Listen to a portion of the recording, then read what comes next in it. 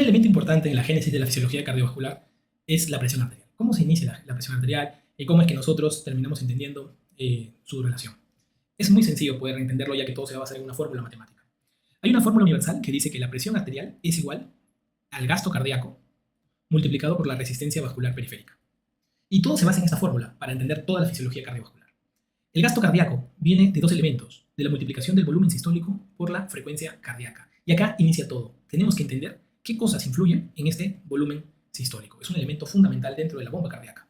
Entonces, si nosotros analizamos un poco, vamos a darnos cuenta, y acá te lo pongo como leyes del corazón como una bomba, que primero, el volumen sistólico viene es el volumen obtenido luego de una contracción cardíaca. Nosotros, por ejemplo, en el corazón, vamos a encontrar lo siguiente. El corazón se puede llenar, ponte con 120 mililitros. Eso se llama volumen telediastólico. Porque llaman tele significa final y diástole llenado. Entonces, al final del llenado de la diástole es 120. Se produce la contracción cardíaca. Y luego de la contracción cardíaca nos quedamos con más o menos 50 mililitros. Esto será al final de la contracción. Eso se llama volumen telesistólico. Y lo que hemos eyectado es más o menos 70 mililitros, que sería el volumen sistólico que hemos eyectado. ¿Correcto? Muy bien. El volumen sistólico que se ha eyectado, pues definitivamente va a permitir que nosotros sepamos cuánta sangre queda, ¿no? en el corazón. El tema aquí es que también podemos saber una fracción. Podemos dividir de repente 70, que es lo que hemos eyectado, entre cuánto teníamos en total, que es 120. Y si nosotros dividimos el volumen sistólico eyectado entre el volumen telediastólico, vamos a obtener lo que es la fracción de eyección. Una fracción que normalmente debería ser mayor de 0.55. Se dice, no he encontrado yo casos mayores de 70, pero normalmente tenemos entre 0.5 hasta 0.7 fracción de eyección. Eso es interesante porque el volumen sistólico es ese volumen, la sangre que llega. Y esta sangre que llega está condicionado por varios factores. Algunos factores de la sangre que llega podemos relacionarlo incluso con 3 factores que son los más estudiados de todo el sistema. Y lo voy a colocar aquí. El volumen sistólico va a estar condicionado por la primera, que es la precarga. La precarga es la cantidad de sangre que llega al corazón, el volumen que llega al corazón, y está dirigido por la ley de Frank-Starling, que es la ley que más han preguntado en la historia de todos los exámenes con respecto a fisiología cardiovascular. La ley de Frank-Starling nos dice que el corazón, mientras más volumen tiene, se contrae más, y más, y más. Mientras más lo distiendas, más se contrae. Mientras más lo distiendas, más se contrae. Pero llega un momento que cuando ya más está distendido, ya no se puede contraer. Entonces él dice, ¿no?, que la contracción de un corazón es directamente proporcional a la energía liberada de la distensión. Pero tiene un límite, que es la longitud de la fibra. La longitud de la fibra, llega un momento que la fibra cardíaca pierde esa propiedad de elasticidad y contraerse, la pierde, entonces entra en un proceso llamado de insuficiencia cardíaca porque ya no está cumpliendo esa función. Entonces hay que tener cuidado con la precarga y el volumen que llega. ¿Okay? Acá, por ejemplo, nosotros podemos observar lo que les estoy mencionando. La presión arterial, dijimos que era la fórmula multiplicada del gasto cardíaco, que estamos viendo ahora acá y lo pueden interpretar ya mejor, por la resistencia vascular periférica. Perfecto. El volumen sistólico, que es este elemento importante donde estamos hablando de la precarga, este volumen sistólico va a ser mediado bastante por este componente, que vendría a ser para nosotros la presión de llenado del volumen que va a llegar. Esto es muy importante y valioso. La precarga. Eso influye bastante, es de los que más influye, y por lo tanto tenemos que tenerlo en cuenta. Esto va a abundar, va a tratar de verse, acá incluso acá lo tengo mejor marcado, para que no lo repitas a la hora de la escritura. Entonces acá está, volumen telediastólico, volumen telesistólico. Volumen telesistólico es el volumen que queda después de la contracción, y el volumen telediastólico es el volumen de llena. ¿Ok? Importante. Entonces, nosotros vamos a tener diferentes influencias que vamos a dar, ¿no? Si nosotros, por ejemplo, traemos mucha cantidad de agua, entonces al final de la contracción, que sería el volumen telesistólico, al final de la contracción, va a quedar mucha cantidad de agua, ¿no? Entonces, por eso que la precarga va a estar influenciada bastante aquí. Pero también lo puede influir aquí, en el volumen telediastólico, lógicamente, es el volumen que precarga. ¿Ok? Entonces, acuérdense de esta variable. El gasto cardíaco es el volumen sistólico por la frecuencia cardíaca. Pero esta frecuencia cardíaca y esta precarga, que influyen mucho en este volumen sistólico, también vamos a ver nosotros que va a haber otra influencia, que es la poscarga. La poscarga. ¿Y la poscarga de qué trata? La poscarga influye. Esta está regulada por la ley de Laplace. ¿Y qué quiere decir esto? Que es aquella resistencia que tenemos y que contraria y pelea con la salida de la sangre. Si yo tengo mucha resistencia, como por ejemplo una hipertensión arterial, la sangre va a demorar en salir del ventrículo. Por lo tanto hay mucha poscarga. Entonces la poscarga influye mucho también en este comportamiento del volumen que voy a tener yo, que sería el volumen sistólico. Dato muy importante. ¿Ok? ¿Ok? Muy bien. Igualmente también, este volumen sistólico, nosotros, como ustedes se dan cuenta, el volumen sistólico no solamente también ya es precarga, llenado, o la presión de salida, la resistencia a la presión de salida, sino también hay otra característica que va a influir mucho, que en este caso sería la contracción cardíaca. Si, por ejemplo, yo coloco un medicamento que haga contraer el corazón, va a aumentar el volumen sistólico, como la dopamina, o como la dopamina, o como la noradrenalina, va a influenciar mucho en esa contracción. Entonces, las tres variables que influyen en el volumen sistólico van a estar aquí determinadas, ¿ok? Para que puedan entender este círculo, cómo va llegando. ¿Listo?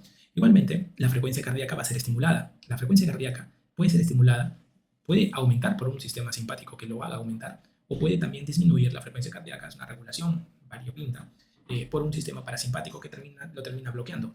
Si nosotros estudiamos la frecuencia cardíaca, acá está la otra variable, muy importante, tiene bastantes sistemas de regulación. Le hablamos de una regulación propia del mismo corazón, una regulación intrínseca, o una regulación extrínseca, que pues tenemos factores externos que van a terminar influyendo en la misma. Se podría presentar dentro, pero recordemos nosotros que la frecuencia cardíaca sí va a importar mucho. Hasta este momento incluso te voy diciendo lo siguiente. Cuando hay un impulso simpático, el impulso simpático gobierna en todo el corazón. Todo el corazón está lleno de receptores beta. Todo el corazón está lleno de receptores beta. Tanto el músculo cardíaco como los sistemas eléctricos especializados. Entonces, ¿qué quiere decir? Que el corazón tiende a la taquicardia porque está lleno de receptores beta. Es muy simpático. En cambio, el corazón, el músculo cardíaco, no tiene receptores colinérgicos, no tiene receptores parasimpáticos. Quienes tienen receptores parasimpáticos son los sistemas eléctricos. En este caso, te estoy hablando del sistema muscular especializado, ¿no? Nodo sinusal, todo el sistema eléctrico que hemos conversado también. Entonces, vamos a ver que va a haber una preponderancia de frecuencias elevadas en el corazón. Es un dato muy importante para hallar el gasto cardíaco. ¿Okay? Este gasto cardíaco normalmente en los libros nos van a poner que están en 5 litros por minuto. Eso lo vamos a tomar también como reparo dentro de las preguntas de examen. Si queremos ser un poquito más incisivos y queremos normalizarlo, podremos hablar del índice cardíaco que se halla dividiendo el gasto cardíaco entre la superficie corporal total. ¿Okay? Que normalmente habla de un rango de valores que puede estar entre los 2.5 hasta los 3.5 en índice cardíaco, que es un rango más normalizado, ¿no? Porque está dividido entre la superficie corporal. Ahora, la otra variable de la presión arterial es la resistencia vascular periférica. La resistencia vascular periférica, ustedes la pueden hallar matemáticamente, como ven aquí. La resistencia vascular sistémica se estima de la presión arterial media menos la presión venosa central entre el gasto cardíaco. ¿Cómo se hallan esas cosas? Pues ya veremos cómo se halla la presión venosa central. Pero la presión arterial media se halla haciendo esta fórmula. 2 veces la presión arterial diastólica sumado con la presión arterial sistólica sobre 3. Esto es importante. ¿Por qué? Porque nos va a dar un dato, que sería la presión de perfusión. La presión de perfusión tiene correlación con la presión arterial media. Normalmente la presión arterial media debe ser mayor de 65. Y es un criterio importante, porque nosotros vemos que está más de 65, sabemos que se están perfundiendo adecuadamente los tejidos. ¿Okay?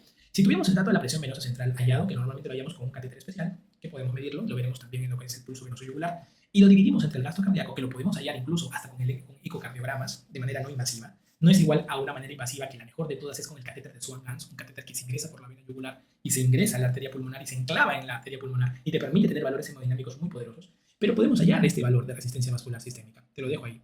La resistencia vascular periférica, cuando el gasto cardíaco baja, tiende a aumentar para buscar mantener la presión arterial. Siempre, pero son inversamente proporcionales. Porque si el gasto cardíaco baja, y puede bajar, ¿por qué? Porque de repente baja el volumen sistólico o de repente baja la frecuencia cardíaca, automáticamente la resistencia vascular periférica busca elevarse. Y la resistencia vascular periférica, ustedes van a ver que está sometida al control vasomotor sistémico y al control vasomotor local.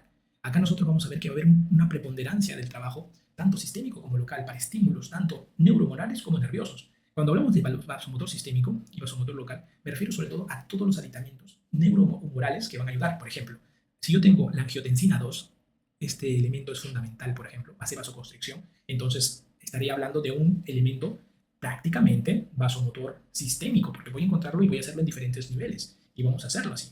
Igualmente me puedo apoyar, por ejemplo, del sistema nervioso autonómico. El sistema nervioso autonómico también es un sistema vasomotor sistémico. Por eso es que estos elementos son fundamentales, tanto humorales como la angiotensina 2 y tanto sistema nervioso autonómico simpático, que es el que más va a hacer esto, y va a permitir aumentar la resistencia vascular periférica. Cuando yo tengo un paciente con shock cardiogénico, viene un paciente con shock cardiogénico, y tenemos que ver que el paciente está en shock, y ustedes saben que la definición de shock va a ser la hipotensión, o sea, que tenga una presión arterial media menor de 65 o una presión arterial sistólica menor de 90,60, asociado a una disfunción orgánica.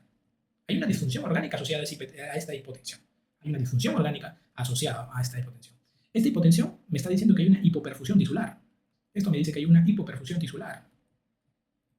Pero tiene que haber una disfunción orgánica. Y lo primero que se hace en estas situaciones es aplicar la fórmula universal. Tendría que colocarle un fármaco. Si sé que hay un shock cardiogénico, que el corazón está funcionando mal, el gasto cardíaco está cayendo, tengo que hacer que el otro se eleve. Y por eso que se utiliza mecanismos que aumenten la resistencia vascular periférica. En este caso usaremos, por ejemplo, noradrenalina, para poder aumentar el mecanismo pues, definitivo del aumento de la resistencia vascular periférica. Con esto estaríamos compensando la presión arterial. ¿Okay? Un detalle bastante importante es esto. Los corazones que con el tiempo tienden a vivir más son aquellos que aprenden a vivir con el menor oxígeno posible. Y veamos qué cosas son las que gastan más oxígeno. Por ejemplo, la frecuencia cardíaca gasta mucho oxígeno. Por eso que tenemos, mientras más ejercicio haces, tiendes a hacer bradicardia. Mientras más te esfuerzas, tiendes a hacer que el corazón comience a latir un poquito menos. Entonces es muy importante. O la poscarga, ¿no? La resistencia vascular periférica a la salida de sangre. También se asocia a que gastas mucha cantidad de oxígeno. Estas cosas son importantes porque cuando veamos patologías, en las patologías que se ven en los cursos de clínicas, por ejemplo, vemos que usamos los beta bloqueadores para reducir la poscarga, la frecuencia cardíaca, acá lo voy a borrar. Usamos beta bloqueadores para reducir y relajar mejor al corazón, reducimos la frecuencia cardíaca con beta bloqueadores y con eso también reducimos la contractilidad del corazón, lo relajamos mucho mejor. Y la poscarga la reducimos con los IECAs famosos, que también van a permitir una relajación una relajación periférica importante. Y estos dos fármacos se han asociado con aumento de la tasa de supervivencia. Aumento de la tasa de supervivencia. Está todo muy importante lo que estamos llegando a cada conclusión.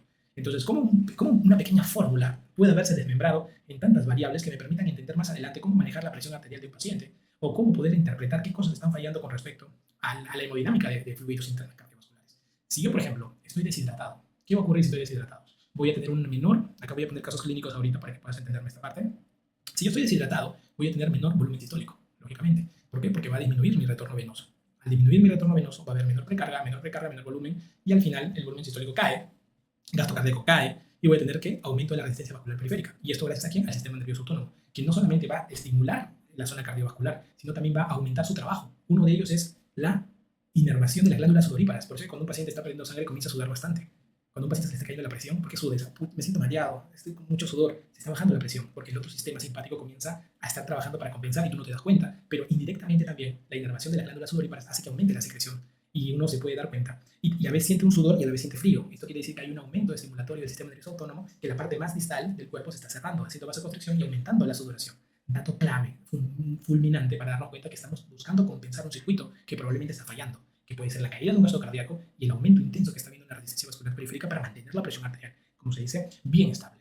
Estos detalles son fundamentales. Si, por ejemplo, yo estoy tomando un montón de agua, imagínate que estás celebrando algo y están tomando cerveza un montón de gente, tomas más, aumenta el retorno venoso, aumenta la precarga, el volumen sistólico, aumenta el gasto cardíaco y va a disminuir, ¿qué cosa? La resistencia vascular periférica, había vasodilatación. Al haber vasodilatación, el riñón va a recibir más cantidad de agua, va a procesar mayor cantidad de sal y va a eliminar el exceso de agua. Esto añadido al efecto de la hormona antidiurética, hormona importante para que te permita, como se dice, eliminar la cantidad de agua en exceso cuando está bloqueada y lo va a bloquear el alcohol que estás consumiendo, va a compensar el circuito. Entonces el circuito está creado para que pueda autorregularse rápidamente. Y es muy importante entender ese concepto inicial de presión arterial. Ahora, cuando veamos la regulación de la presión arterial, veremos qué mecanismos terminan ayudando a que esta presión, que es tan importante en la perfusión de todos nuestros tejidos, se siga manteniendo.